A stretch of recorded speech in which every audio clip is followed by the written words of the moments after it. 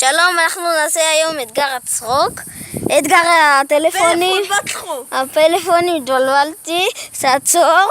וזה הטלפונים שאנחנו שמים. וזה שתי הטלפונים האלה. עכשיו אני נסובב ונראה של מי נופל קודם. של מי הפלאפון נופל ראשון הוא מפסיד. וגם הפלאפון של זכריה נפל ראשון. גם של ליאר! לא? אין לו! הוא לא החזיק, זה לא כן, הוא החזיק. לא משנה, 1-0. לא, ואתם מחזיקים. לא משנה, יאללה, תשימו אותו את הטלפונים. תשימו את הפה, זה לא יהודי. אתה החזקת! מטומטמים. כי הפלאפון שלך נפל ראשון, ואז היית אומר שהפלאפון שלנו נופל. מטומטמים, זה ליוטיוב. עדיין, אתה לא רוצה. נפל לי. אבל אז היית אומר שלי היה נופל ראשון. טוב, יאללה, בוא נעשה אתגר עם המצלמה, יותר עדיף. שלך. והוא הלך לעשות איזה משהו, גם שלך אתה שם.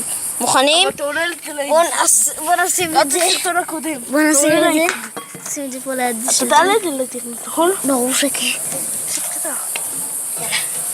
קרה, בוא תעזור לסובב אותי. לא עם הפלאפונים שלך. תקום, זה קשה איתך. טוב, אז בוא, סליחה. תקום, זה ליוטיוב. תפסיק. תרד אבל לשמן. שקט. מישהו מדבר. זכריה, בוא תעזור לסובב.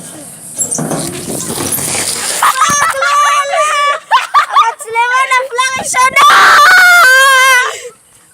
רגע, נראה לי שזה משהו שעוצר את זה. סתם.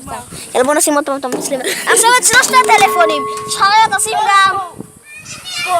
יאללה, זכריה, גם המצלמה בפנים, נו. קדימה. תמיד אני אשים. אבל תצלם, מה זה? זה מצלם. בדקת את האינטרנט, אם אתה עלית לאינטרנט? יאללה, מוכן? זה לא בשידור חי, חכו דקה.